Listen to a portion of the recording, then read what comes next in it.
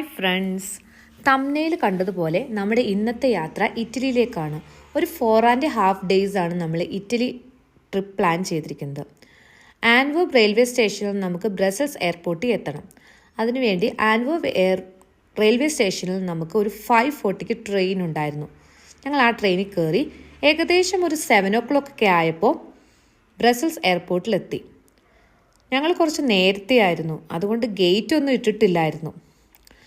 അതിനാൽ ഒരു ചെറിയ കോഫിയൊക്കെ കുടിച്ച് അവിടുത്തെ കാഴ്ചകളൊക്കെ കണ്ട് ഇങ്ങനെ നടന്നു.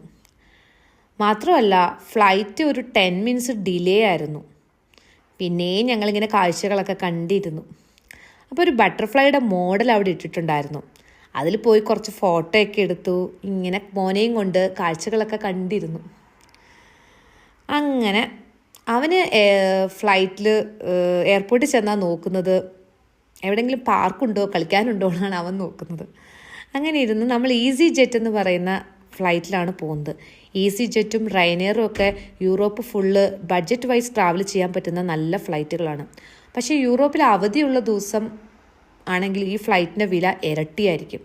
പക്ഷേ വർക്കിംഗ് ഡേ ഒക്കെ ഉള്ള ഡേയ്സ് നമ്മൾ ബുക്ക് ചെയ്യുകയാണെങ്കിൽ വളരെ കുറഞ്ഞ വിലയ്ക്ക് നമുക്ക് യൂറോപ്പ് ഫുള്ള് ഈ ഫ്ലൈറ്റിൽ യാത്ര ചെയ്യാൻ പറ്റും.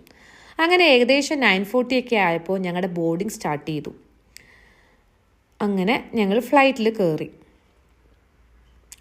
കയറി നമ്മൾ സ്വിറ്റ്സർലൻഡ് ക്രോസ് ചെയ്തിട്ടാണ് പോകുന്നത്. അപ്പോൾ പോകുന്ന വഴിക്ക് സ്കൈ ക്ലിയർ ആണെങ്കിൽ നമുക്ക് ആൽപ്സ് ഇങ്ങനെ കാണാൻ പറ്റും. നല്ല ഭംഗിയുണ്ടായിരുന്നു ആ കാഴ്ച കാണാൻ.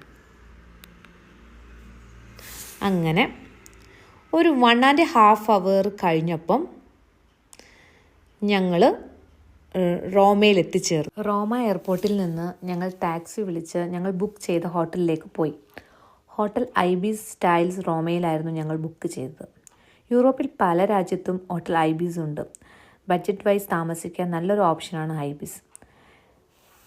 മറ്റ് സ്പെയിനിലും പോർച്ചുഗലിലും ഒക്കെ ഞങ്ങൾ ഐബീസിലായിരുന്നു താമസിച്ചത്. പക്ഷേ അതിൽ നിന്ന് വ്യത്യസ്തമായി നല്ലൊരു ഹോട്ടലായിരുന്നു ഇവിടുത്തത്. അതിലെടുത്ത് പറയേണ്ടതാണ് കുട്ടികൾക്കുള്ള ഈ കിഡ്സ് കോർണർ. ഗ്രൗണ്ട് ഫ്ലോറിലൊരു മുറി അവർ കുട്ടികൾ കളിക്കാൻ വേണ്ടി ഒരുക്കിയിരുന്നു.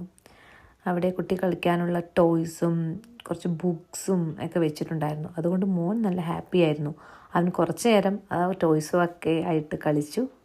പിന്നെ ഞങ്ങൾ റൂമിൽ പോയി ഫ്രഷായി ശേഷം പുറത്തെ കാഴ്ചകൾ കാണാൻ വേണ്ടി ഇറങ്ങി.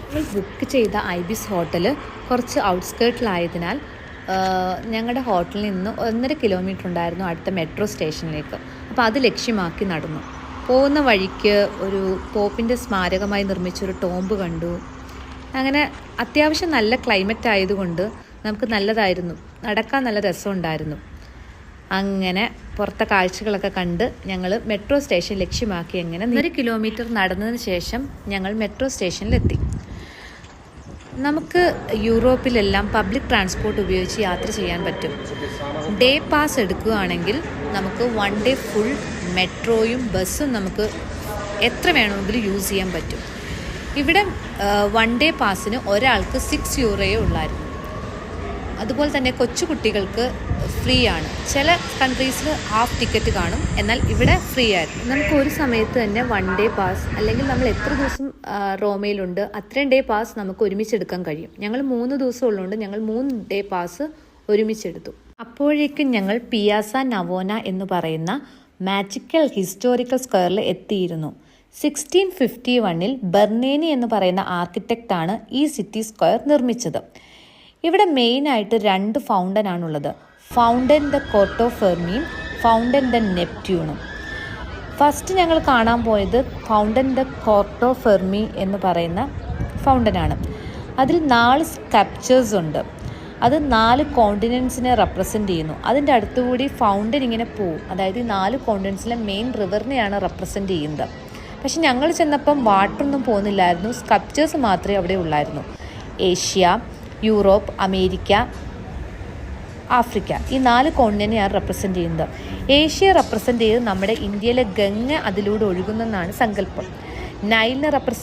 ആഫ്രിക്കയെ റെപ്രസെൻ്റ് ചെയ്ത് നൈലും, അമേരിക്കയെ റെപ്രസെൻ്റ് ചെയ്ത് റിയോ ഡി പ്ലാറ്റയും, യൂറോപ്പിനെ റെപ്രസെൻ്റ് ചെയ്ത് ഡാന്യൂബ് റിവറും അതിലൂടെ ഒഴുകുന്നെന്നാണ് സങ്കല്പം. നല്ല രസമുണ്ടായിരുന്നു ആ ശില്പങ്ങൾ കാണാൻ. അത് ഞങ്ങൾ കുറച്ച് നേരം അവിടെ നോക്കി നിന്നു. അതിൽ നിന്ന് കുറച്ച് ഫോട്ടോയൊക്കെ എടുത്തു. പിന്നെ അടുത്ത ഫൗണ്ടൻ്റെ അടുത്തേക്ക് പോയി, അതായത് ഫൗണ്ടൻ ദി നെപ്റ്റ്യൂൺ. അതിൻ്റെ ഇടയ്ക്ക് ഒരു കാര്യം പറയാം. നല്ല ആർട്ടിസ്റ്റ് ഉണ്ടെന്ന് പറഞ്ഞല്ലോ. അപ്പോൾ ഇങ്ങനെ നമ്മൾ അവർക്ക് പൈസ കൊടുക്കുവാണെങ്കിൽ നമ്മുടെ കൂടെ നിന്ന് കുട്ടികളെ കളിപ്പിക്കുന്ന രീതിയിൽ അവർ ഫോട്ടോയൊക്കെ എടുക്കും. അങ്ങനെ മോനെ 2-3 ഫോട്ടോ അങ്ങനെയൊക്കെ എടുത്തു. തൊട്ട് ഓപ്പോസിറ്റ് തന്നെയാണ് ഫൗണ്ടൻ ദ നെപ്റ്റ്യൂൺ. അതിൽ നെപ്റ്റ്യൂൺ നീരാളിയെ കൊല്ലുന്ന സ്കൾപ്ചറാണ് അവിടെ ചെയ്തു വെച്ചിരിക്കുന്നത്. അത് നല്ല ഭംഗിയുണ്ടായിരുന്നു. അതും കുറച്ച് നേരം ഞങ്ങളിങ്ങനെ നോക്കി നിന്നു. ഈ ഫൗണ്ടൻ്റെയൊക്കെ ഭംഗി, എന്ത് രസമാണ്! ചുറ്റുമുള്ള കെട്ടിടങ്ങളും എന്ത് വൈബാണ്! ആ സിറ്റി സ്ക്വയർ നല്ല ആക്റ്റീവാണ്. ആർട്ടിസ്റ്റ്സും അതുപോലെ തന്നെ ലൈവായിട്ട് പെയിൻറ്റിങ് വരയ്ക്കുന്നവരും അതുപോലെ ഓരോ വേഷം കെട്ടി ആടുന്നവരും നല്ല വൈബുണ്ടായിരുന്നു. അങ്ങനെ അതൊക്കെ നോക്കി നടന്ന് ഞങ്ങൾ അടുത്ത സ്ഥലം ലക്ഷ്യമാക്കി നീങ്ങി. ഞങ്ങളുടെ അടുത്ത ലക്ഷ്യം പന്തയോൺ എന്ന് പറയുന്ന പുരാതന റോമൻ ടെമ്പിളാണ്. അങ്ങനെ ഇടവഴിയിലൂടെയൊക്കെ ഞങ്ങൾ നടന്നു. നല്ല ഭംഗിയുണ്ടായിരുന്നു അതിലൂടെയൊക്കെ നടക്കാൻ. അങ്ങനെ കുറച്ച് ദൂരം നടന്നപ്പോൾ ഞങ്ങളൊരു പഴയ റോമൻ ചർച്ച് കണ്ടു. അതിൻ്റെ മുകളിലെ പെയിൻറ്റിങ്സും അതിൻ്റെ മേൽക്കൂരയൊക്കെ നല്ല ഭംഗിയുണ്ടായിരുന്നു. അവിടെ നിന്ന് ഞങ്ങൾ 2 ഫോട്ടോയൊക്കെ എടുത്തു. അങ്ങനെ കുറച്ച് കഴിഞ്ഞപ്പോൾ ഞങ്ങൾ പന്തയോൺ എന്ന് പറയുന്ന AD 126-നും AD 128-നും ഇടയ്ക്ക് നിർമ്മിച്ച ഒരു പുരാതന റോമൻ ടെമ്പിളിൻ്റെ അടുത്തെത്തി.